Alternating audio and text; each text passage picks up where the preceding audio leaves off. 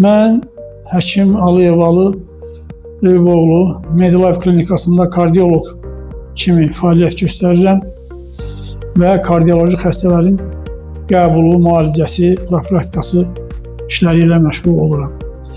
Hal-hazırda kardioloji xəstəliklərin sayı artmışdır. Əvvəllər yaşlı adamlarda çox rast gələrdi. İndi cavan yaşlı insanlarda da ürəyin işemik xəstəlikləri rast gəlir, özü də tez-tez rast gəlir və fəsadları da çox olur. Ürəyin əsas işemik xəstəliklərindən stenokardiya, ürək infarktı, miokard infarktı və ümumi aterosklerotik dəyişikliklər, ateroskleroz, damarların aterosklerozu və s.